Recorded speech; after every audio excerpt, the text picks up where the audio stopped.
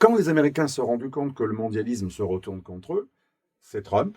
Il rompt avec le mondialisme et les dindons de la farce, c'est les Européens contre qui ce mondialisme a été créé pour les asservir, les aveugler, les enfumer. Certains pans d'Europe, certaines régions, villes, métropoles de certains pays d'Europe seront dans une autre civilisation. Imaginez le Grand Bruxelles à 80% musulmans dans 50 ans. Ce n'est pas impossible, étant donné la démographie totalement finissante des Européens.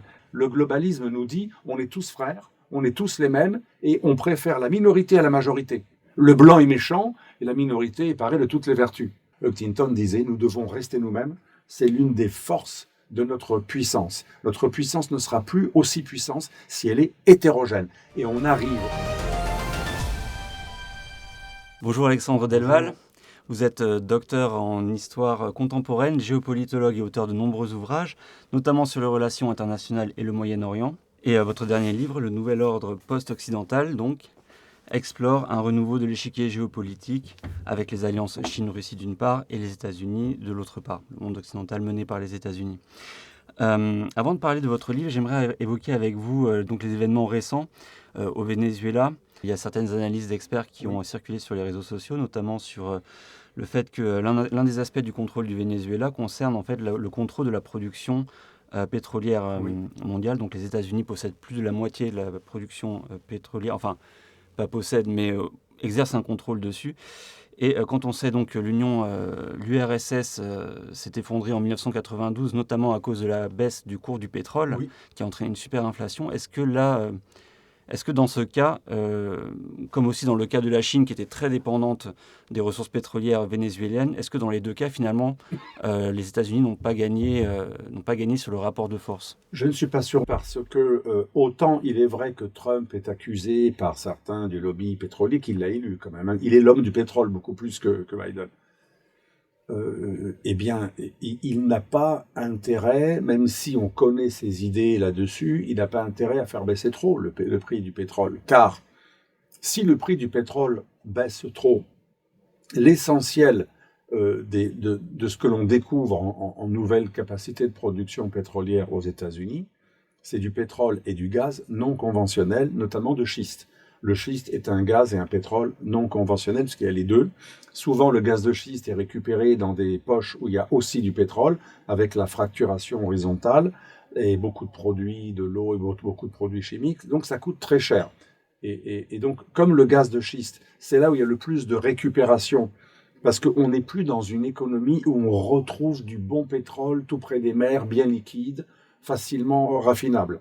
On est dans une période où on est probablement vers le pic et on a surestimé beaucoup de réserves de pétrole.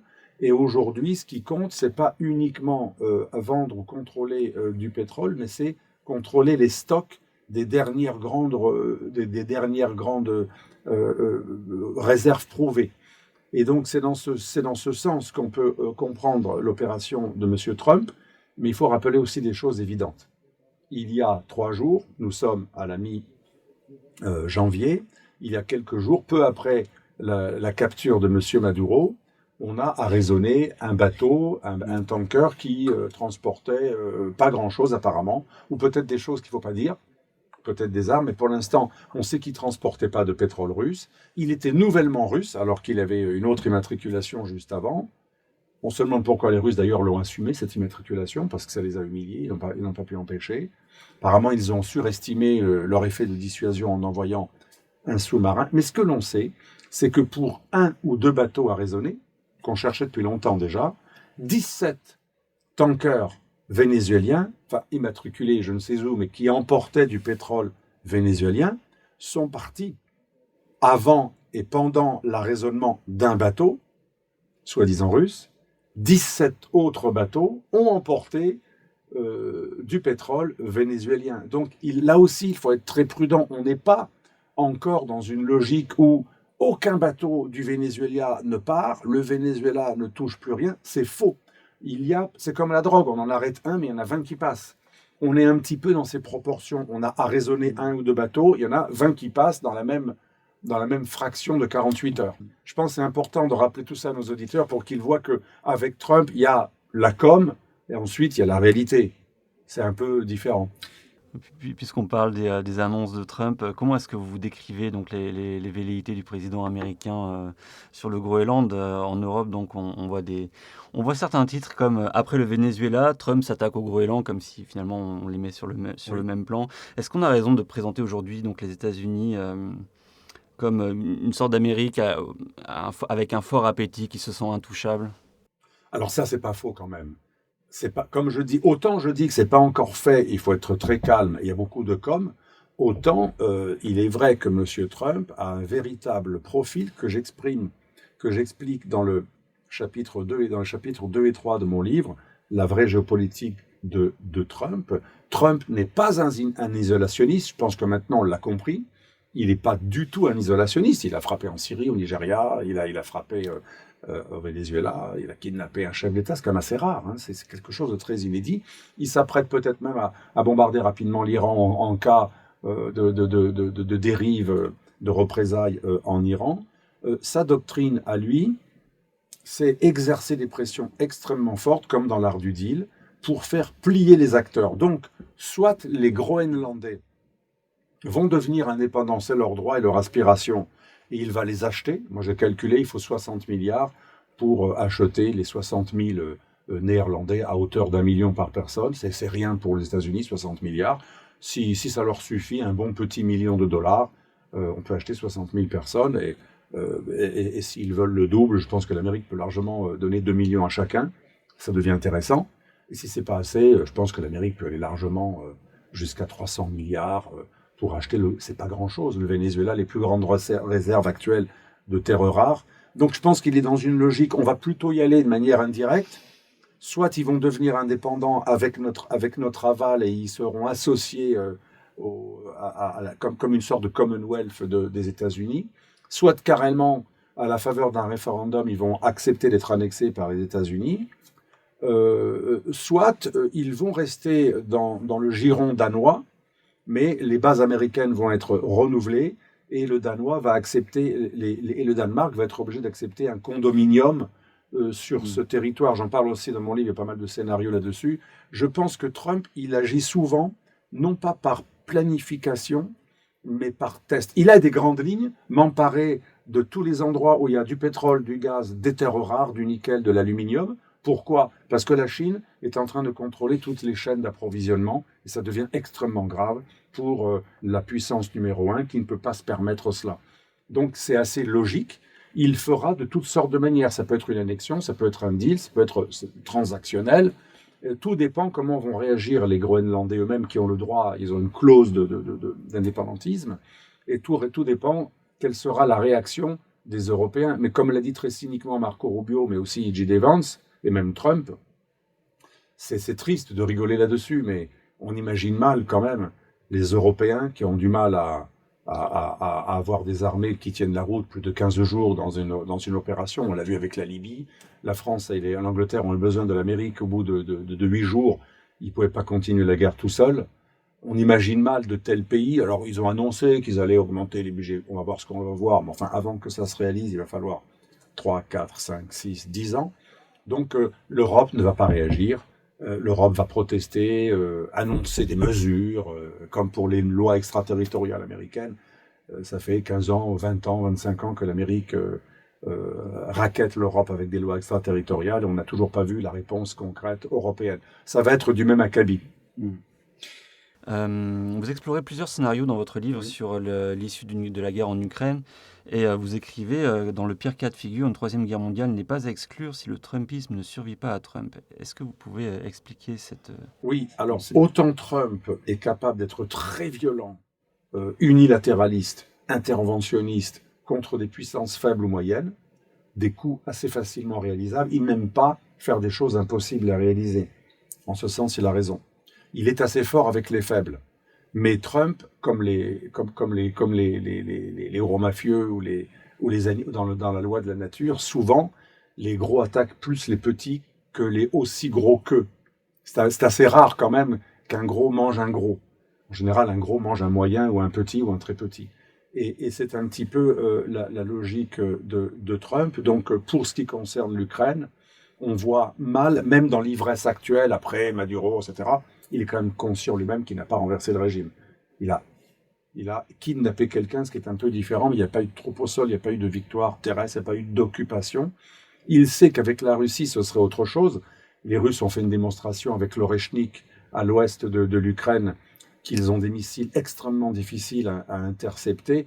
Il sait même que si son budget militaire est beaucoup plus important que celui de la Russie, néanmoins, il sait qu'une conflagration avec la Russie serait extrêmement dommageable parce que la Russie risquerait, si elle était attaquée au cœur, d'employer l'arme nucléaire. Et d'autres armes, pas forcément nucléaires, mais nouvelles, très létales. Donc je pense qu'il va continuer à vouloir s'entendre avec les Russes pour des raisons de rapport de force. Deuxième raison, parce que toujours dans la même logique de contrôler les stocks de pétrole, de gaz, et les lieux où il y a des terres rares extrêmement importantes ou d'autres métaux stratégiques, dans cette même logique, puisque l'IA, l'économie digitale de demain, va devoir nécessiter encore plus ce genre de choses, eh bien, Trump va vouloir continuer son deal extrêmement stratégique avec Kirill Dmitriev, le patron d'un des deux grands fonds russes d'investissement. Et entre Jared Kushner, Steve Witkoff et Dmitriev, il y a eu des tractations en cours pour le retour de Exxon, qui est déjà acté avec un décret de Poutine, et le retour de plusieurs compagnies pétrolières et gazières américaines qui vont investir dans les énormes capacités russes en matières premières. Et tout cela nécessite des investissements gigantesques, comme pour des gazoducs. Souvent, il y a plusieurs compagnies, il y a rarement une seule compagnie, même les Russes ont eu des co-investissements avec les Allemands pour Nord Stream 1 et 2. Donc les Russes sont demandeurs d'une énorme revalorisation de leurs ressources par des investissements publics et privés et divers. Et donc il y a une énorme entente possible entre les deux. Et je pense que même si Trump aide au renversement du régime iranien et aide au renversement d'un régime en Amérique latine ou mettre au pas un des régimes qui était pro-russe, tant que ce n'est pas dans la zone privilégiée des Russes, je ne pense pas qu'il y aura un clash global. Par contre, si dans l'ivresse et dans le cadre de retour de néoconservateurs ou de démocrates interventionnistes beaucoup plus que lui, le scénario de guerre totale avec l'Ukraine risque d'arriver, mais pas tout de suite. Il va y avoir un accord de cessez-le-feu ou de paix. À Anchorage, il avait dit qu'il préférait un accord de paix le lendemain d'Anchorage ou quelques jours après quand il avait reçu les dirigeants européens. Mais je pense vraiment qu'il y aura un accord en 2026 de paix ou de cessez-le-feu. Les Européens essaient de saboter tout cela en rendant la proposition difficile, mais in fine, c'est Trump qui pourra imposer tout à Zelensky, puisqu'à un moment, il pourra lui dire « je t'enlève les satellites et les radars, et là, tu seras aveuglé, là, c'est fini ». L'Ukraine ne tient pas 15 jours sans les imageries américaines et les aides américaines et les forces spéciales des pays occidentaux. Et nous, on ne fera pas tout sans les Américains, on n'a pas la même capacité. Donc voilà, il va y avoir une paix en Ukraine, ou un cessez-le-feu plus ou moins stable, plus ou moins solide. Malheureusement, ce qui est à craindre, c'est que si les isolationnistes comme Vance n'arrivent pas au pouvoir, ou si les peu interventionnistes comme Trump ne restent pas au pouvoir, donc si ceux qui sont pour les regime change, comme les démocrates ou les néocons, qui ont toujours rêvé de faire tomber la Russie pour s'accaparer aussi ses ressources, mais aussi dans une logique de faire tomber le seul pays blanc européen qui soit un anti-système au globalisme occidental. Et il est contre le globalisme, qui consiste à vouloir que toute la planète pense comme nous. Ça, c'est une véritable maladie mentale géopolitique, de vouloir que tout le monde soit comme nous. C'est la maladie des néocons, c'est de beaucoup de démocrates. C'est pas la maladie de Trump qui, lui, s'entend avec quelqu'un. Il l'a dit dans son fameux discours en Arabie Saoudite, votre modèle est totalement différent du nôtre, il ne nous doit rien, c'est vous qui êtes responsable de vos réalisations, et ce ne sont pas les adeptes des regime change qui sont le secret de votre réussite, c'est l'inverse. Et il critique carrément tous ceux qui ont voulu faire du nation building. Votre livre souligne aussi donc une fracture civilisationnelle au sein des sociétés occidentales, donc en évoquant une Europe qui fait face à une offensive structurelle de l'islamisme radical, une propagande wokiste financée à hauteur de centaines de millions par l'Union européenne, et également qui s'accompagne d'un glissement liberticide avec la montée de la censure dans différents pays en Europe. Est-ce que vous pouvez expliquer, dans vos mots quelle est cette fracture que nous vivons aujourd'hui? Alors, la fracture que vit l'Occident, qui n'est plus d'ailleurs unie, et je conteste même la notion d'Occident. Aujourd'hui, l'Occident a volé en éclats parce que le leader de cet Occident, l'Amérique, veut se déglobaliser. Or, la globalisation, au sens pas mondialisation marchande, mais l'idée de croire que la mondialisation débouche sur un globalisme, l'idée d'une fraternité mondiale, voire d'une gouvernance mondiale, c'est quelque chose qui est typiquement occidental. L'Occident est la seule civilisation qui a produit un globalisme. L'Occident n'est plus l'Occident enraciné, mais une hégémonie libérale. Dans ce sens, l'Occident est mort, parce que le principal leader de ce bloc occidental, qui était l'Amérique, et qui a créé des institutions globales, avec notamment avec les Nations Unies, le FMI, la Banque mondiale, etc., eh bien, ce leader de l'Occident dit qu'il veut arrêter le financement de plein d'associations, de plein d'ONG, et même de plein de structures gouvernementales ou paragouvernementales, tout ce qui promouvait le libéralisme hégémonique, liberal hegemony, doit être définancé au profit de la seule défense des intérêts. Et là où Trump est intéressant et original et paradoxal, il est ultra pragmatique, c'est les intérêts d'abord. Donc il peut être ami même avec des Saouds qui sont adeptes de la charia, mais en même temps il est civilisationniste. Il n'est pas civilisationniste pour les autres, mais pour lui-même. Il pense que l'Amérique, elle doit être pragmatique, c'est l'intérêt national et économique, mais par contre, il pense que l'Amérique, pour rester forte, doit rester américaine, doit rester chrétienne, judéo-chrétienne, blanche, anglo-saxonne. Le globalisme nous dit, on est tous frères, on est tous les mêmes, et on préfère la minorité à la majorité. Le blanc est méchant, et la minorité est parée de toutes les vertus. Dans la vision civilisationniste de Samuel Huntington, qui a beaucoup influencé Trump, c'est l'inverse, notamment le livre Who We Are. Dans le dernier livre de M. Huntington, Huntington disait « Nous devons rester nous-mêmes, c'est l'une des forces de notre puissance. Notre puissance ne sera plus aussi puissante si elle est hétérogène. » Et on arrive au document de sécurité nationale du 4 décembre 2025, lorsqu'on parle de risque d'effacement de l'Europe.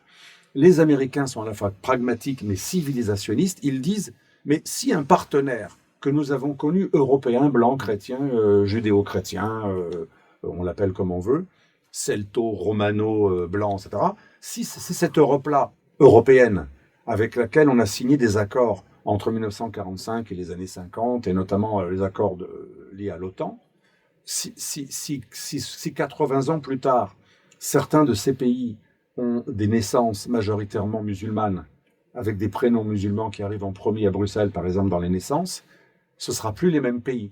Là, on n'est même pas dans le racisme ou dans le mépris, on est dans un constat que font certains musulmans islamistes, même qui s'en vantent. Ils disent un jour, une partie de l'Europe, pas toute, c'est pas le grand remplacement généralisé, mais certains pans d'Europe, certaines régions, villes, métropoles de certains pays d'Europe seront dans une autre civilisation. Imaginez le Grand Bruxelles à 80% musulmans dans 50 ans. C'est pas impossible, étant donné la démographie totalement finissante des Européens. Donc Trump est très civilisationniste tout en étant très pragmatique. Ça paraît contradictoire, mais c'est la raison pour laquelle je ne crois plus à la notion d'Occident. Je pense qu'il faut combattre cette notion. La notion d'Occident, depuis qu'elle est devenue synonyme de globalisme, est dangereuse géopolitiquement parce qu'elle nous fait croire que nous avons les mêmes intérêts que des pays qui n'ont pas la même histoire et qui n'ont pas les mêmes intérêts. Le globalisme est une illusion qui empêche de comprendre que la base des relations internationales et de la géopolitique, c'est les rapports de force et c'est les nations. Pas les nations en tant que culture, mais les États-nations. Comme dit De Gaulle disait, les nations, c'est pas ça qui agit géopolitiquement. Ce qui agit, c'est l'État. Donc un État-nation. Et l'Union européenne finance beaucoup d'associations du même type. Comment expliquer un tel engagement au niveau de l'Europe? On sait par exemple que dans le Recovery Plan, après le Covid, il y avait des points sur lesquels les financements seraient orientés en Europe. Et l'un des grands points était donc la défense de la diversité, de l'inclusivité. Pourquoi l'Europe a un tel intérêt à défendre un agenda qui finalement combat donc les valeurs chrétiennes? Je pense que l'Europe n'a aucun intérêt à faire ça, mais Pourquoi elle est le dindon de la farce, l'Europe? Parce que l'idéologie wokiste, dans sa forme très radicale, certes, elle est issue en partie de la French Theory, avec bien entendu Foucault, Sartre, etc., Derrida, là, tout ce qui est déconstruction déstructurée. Mais dans sa forme très protestante, laïcisée, prosélyte, messianique, et de plus en plus radicale, c'est quand même un produit de l'Amérique. Et l'Amérique globaliste avait forgé ce genre de théorie dans une logique assez intelligente. Moi, je suis l'Amérique, puis le primus inter pares, le chef de l'Empire, et je vais détruire chez les autres tout sentiment national, parce que si je suis un empire, j'ai un intérêt à ce que mes partenaires soient pas trop nationalistes. Plus mes partenaires auront une souveraineté forte et une colonne vertébrale, moins ils seront faciles à manipuler. Un empire aime bien avoir des nations très molles, voire fragmentées. Staline mélangeait les peuples, c'est ce qu'il a fait en donnant une partie de la Russie à l'Ukraine, notamment à la Crimée. C'est une technique de gouvernement de casser les nationalismes, les homogénéités des peuples.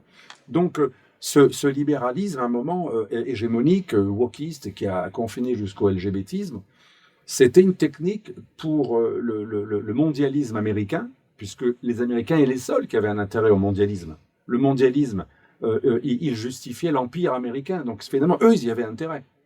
Mais depuis qu'ils s'en sont débarrassés, parce qu'ils se sont rendus compte que le mondialisme peut également contaminer à l'intérieur certains Américains qui vont finir par y croire. C'était utile pour les autres, le mondialisme. La déstructuration de tout, les familles, les nations, les patries, le drapeau, c'était bien de le faire pour les autres, comme un vendeur de drogue. Il préfère vendre à un ennemi qu'à sa propre fille. Mais quand les Américains se sont rendus compte que le mondialisme se retourne contre eux, c'est Trump. Il rompt avec le mondialisme, et les dindons de la farce, c'est les Européens, contre qui ce mondialisme a été créé, pour les asservir, les aveugler, les enfumer, pour leur faire accepter l'empire américain. Les Européens ont gobé « We are the world », comme les fameuses chansons américaines, hein, on est tous frères, « We are the world », la fameuse chanson, là, je ne sais plus qui c'était, etc. Michael Jackson. Voilà, ouais, Michael Jackson. Parce que la liberal hegemony que combat M. Vance, qui est le plus conservateur, c'est exactement ça.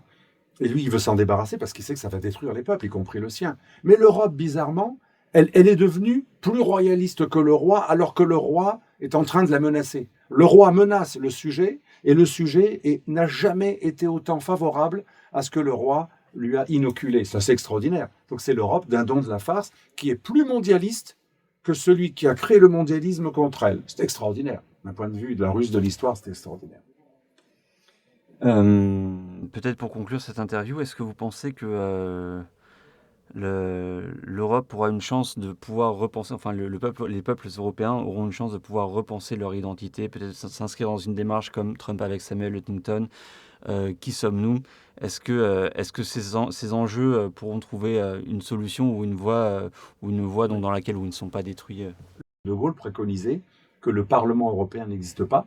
Il préconisait que le Parlement européen réunissent des députés de chaque pays qui, une fois par mois, siégeaient à Bruxelles ou à Strasbourg. Imaginez les économies.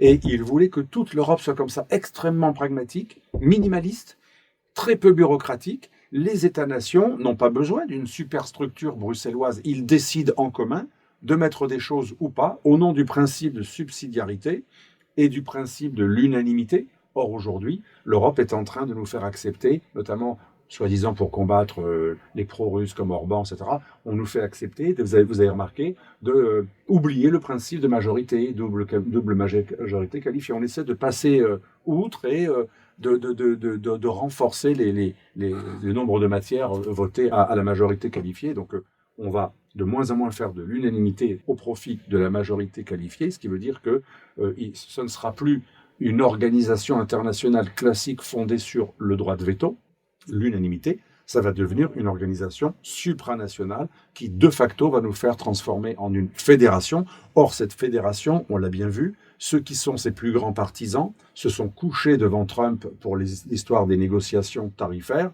Ils n'ont jamais réussi à faire autre chose qu'à harmoniser les chasses d'eau ou les confitures ou le foie gras. Ils ont ennuyé avec des logorrhées législatives les Européens sur plein de normes, y compris l'immigration qui n'est plus du contrôle des nations.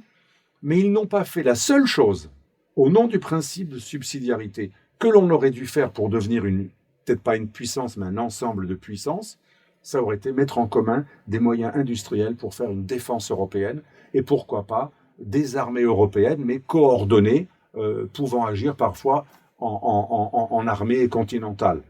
Tout cela, d'ailleurs, vous pouvez vérifier, les grandes réalisations aéronautiques, les grandes réalisations spatiales et les embryons de réalisation militaire et de coopération industrie militaire, c'était entre des nations souveraines. La preuve, à chaque fois qu'on veut relancer l'Europe de la défense, c'est avec les Anglais, qui sont pourtant, depuis plusieurs années, sortis de l'Union européenne. Ça montre bien que les grands projets qui permettent une défense européenne, c'est des projets qui n'ont jamais été des projets de l'Europe bruxelloise, mais des nations européennes qui voulaient mettre en commun des moyens. C'est ce que l'on voit aujourd'hui de manière éclatante. La coalition des volontaires elle-même, le pilier, c'est l'Angleterre. Ça montre bien que quand on veut faire quelque chose en commun pour exister d'un point de vue géopolitique, on n'a pas besoin d'une fédération européenne. Et mathématiquement, historiquement, les fédéralistes européens ont moins réussi à obtenir des avancées pour les choses régaliennes stratégiques que des nations, 3, 4, 5, les plus grandes, qui mettent en commun des moyens. Pour aller dans le sens de ce que vous dites, la signature du Mercosur va se faire sans l'aval du Parlement, ou en tout cas, Ursula von der Leyen s'est avancée sur le dossier sans vote du Parlement. Est-ce qu'on a des chances de voir finalement l'Europe prendre plus de poids, plus de législation, empiéter un peu plus sur la souveraineté des États européens ? Je pense que ce qui a été décidé, comme vous le savez, il n'y a que 5 pays qui ont voté contre le Mercosur. Et la grande tendance aujourd'hui à Bruxelles, c'est de dire qu'une petite minorité d'États ne puisse plus bloquer une majorité. Donc c'est la fin du principe de l'unanimité et c'est la victoire d'un principe totalement fédéraliste qui est celui de la majorité, double majorité ou majorité. Et donc ce Mercosur, c'est assez inquiétant parce que on n'a plus d'industrie, on a presque plus d'industrie. Il nous restait quelques fleurons, dont l'automobile, qui va probablement disparaître sous les coups de boutoir de l'industrie automobile et de la mobilité à partir de l'électricité et des batteries, dont les Chinois ont la technicité et les meilleurs coûts. Et il nous restait un peu l'industrie. Déjà, elle est à moitié effondrée. Pardon, l'agriculture, elle est à moitié détruite puisque d'ores et déjà, il y a beaucoup de supermarchés qui importent des légumes et des fruits du Maroc, du Ghana ou d'Amérique latine ou des viandes d'Amérique latine parce que tout simplement, ils les produisent beaucoup, beaucoup moins cher. Et j'ai appris récemment que pour qu'un Nutella ou d'autres produits dont on connaît qui sont très bons pour la santé, pour que des produits comme ça soient rentables dans les supermarchés, pour que leur prix soit le plus cassé possible, eh bien, les grandes multinationales et les grands supermarchés ont besoin des fruits et légumes et des produits issus de l'agriculture des pays du Sud, car ils se font une marge de plus de 60%, non pas sur un agriculteur français, la marge sera très petite, mais par contre sur un produit importé de ces pays-là, où on a un SMIC à 200 €, la marge va être énorme. Et j'ai appris récemment que, par quelqu'un d'un syndicat, justement, agricole, que ce qui permet de faire casser des prix sur des produits qui ne sont pas forcément de grande nécessité, eh bien, c'est les marges sur des produits agricoles. Donc on voit bien que le Mercosur, ça va détruire ce qu'il restait de l'industrie agricole, enfin de l'agriculture. Ça va détruire l'identité aussi de nos pays, puisque les paysans sont souvent les derniers dépositeurs de l'identité issue de la terre. Et souvent aussi des gens qui préservent l'environnement et qui permettent à des campagnes de ne pas devenir sauvages. C'est extrêmement grave d'un point de vue culinaire, identitaire, d'un point de vue de la santé aussi, puisque le Mercosur va nous faire obliger à importer et à consommer des produits qui, chez nous, seraient interdits s'ils étaient produits de la même manière.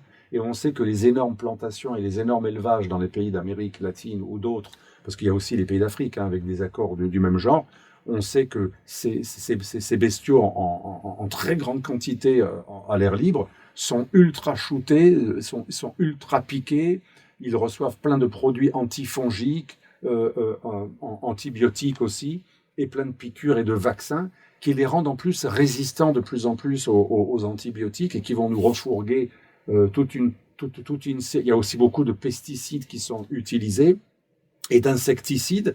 Et on sait très bien, tous ceux qui cherchent, qui font des études sur le cancer et différentes maladies auto-immunes ou chroniques, montrent bien que tout cela a une incidence énorme sur la santé et l'augmentation fulgurante des cancers chez les jeunes ou d'autres maladies. On sait qu'il y a un énorme impact. Tout ce qui est génétique, c'est resté stable. La partie qui a monté le plus dans les facteurs, c'est tout ce qui est produits, conservateurs, insecticides, fongiques et antibiotiques, parce qu'on a de plus en plus de maladies, de personnes qui meurent d'attaques de bactéries. Les bactéries deviennent résistantes. Plus on se nourrit de bestiaux qui ont été ultra shootés à des antibactéries, des antibiotiques, les bactéries deviennent résistantes. Donc tout cela est très inquiétant, mais c'est parce qu'il y a des logiques, des multinationales, qui se gavent sur des produits qui viennent de ces pays, et ça leur permet d'écraser les petits commerçants avec des grandes surfaces qui ont des prix imbattables sur d'autres domaines, qu'un petit commerçant ne peut pas se permettre de faire. Et d'après vous, est-ce qu'on peut avoir comment dire, est-ce que vous pensez qu'il serait possible de casser ces accords du Mercosur? Est-ce qu'il y a une voie de retour qui est possible, ou est-ce que c'est déjà trop tard? Un État, en droit, un État est engagé par un accord, c'est pacta sunt servanda. Ceux qui sont pour ne pas sortir des accords le rappellent tout le temps, c'est vrai. Mais un État peut ne plus être engagé par un accord si, en respectant bien sûr les procédures, il sort de l'accord. Et un État, Baudin le montrait, rien n'est au-dessus de la souveraineté d'un État. Le droit international n'est qu'un produit dérivé, c'est un droit dérivé. Le droit originaire, c'est le droit produit sui generis par l'État, parce qu'il est souverain, il a le droit originaire. Or, le droit international n'est qu'un dérivé du droit originaire qui est fait par l'État. La preuve, quand on fait un accord, ce sont les États qui décident de cet accord. Un État peut faire et défaire. Donc, c'est parfaitement possible. Certes, les juristes vont vous dire, oui, mais il faut le faire d'une certaine manière, en respectant les engagements en cours, etc. D'où la difficulté du Brexit. Mais le Brexit était légal. Il était non seulement prévu dans les accords de Lisbonne, enfin les nouveaux traités de l'Union européenne condensés dans ce qu'on appelle le texte de Lisbonne, mais il est prévu en droit international tout court. Donc on peut toujours sortir d'un accord, on peut même faire des choses pas forcément légales, mais pas illégales non plus, style chaise vide, parce qu'on exerce des pressions. Comment l'Angleterre a obtenu une ristourne sur ce qu'elle payait à l'Union européenne, avec du chantage, de la chaise vide, et en disant, mais de toute façon, si je ne paye pas, qu'est-ce que vous faites? Madame Thatcher avait réussi, elle voulait my money back, et elle avait été le seul État qui avait bénéficié d'une ristourne en échange de rester dans l'Union européenne. On avait demandé à l'Angleterre moins que ce qu'elle devait donner. Et les dindons de la farce, qui eux étaient loyaux et fair play, avaient continué à donner autant, comme la France, qui donnait beaucoup plus proportionnellement. Ça prouve bien que ce que fait Trump, ça peut être considéré comme voyou, comme dégueulasse, voilà, pas fair play. Mais dans le monde qui vient, malheureusement, le droit international aura de moins en moins de valeur. La plupart des grandes puissances s'assoient sur le droit international puisqu'elles veulent le réviser, parce qu'elles ne le trouvent pas conforme à leurs intérêts. Et donc, si nous, on continue à être les seuls qui respectent les normes, alors on importe du gaz de schiste, très cher, mais on n'a pas le droit de le produire chez nous. On a des terres rares chez nous, mais on ne veut surtout pas les produire, c'est anti-écolo, donc on va les importer des autres. C'est pas bien de polluer, là on ne pollue pas chez nous, mais on importe les produits de ceux qui vont polluer. Ça reste pareil pour la planète. Et le droit international, personne ne va le respecter sauf nous. Les normes anti-concurrence, les normes qui préservent la concurrence contre les trusts, nous sommes les seuls à les appliquer vraiment. La plupart des grandes puissances s'arrangent pour avoir des consortiums. Et nous, l'Europe, on continue à être très loyaux, très vertueux. On casse nos propres entreprises lorsqu'elles risquent de devenir monopolistiques. Et on pourrait terminer la liste longtemps comme cela. Donc l'Europe, c'est un continent vertueux qui va mourir de sa vertu parce qu'elle est la seule à en pratiquer les charmes. Merci beaucoup Alexandre Delval pour cette interview. Merci.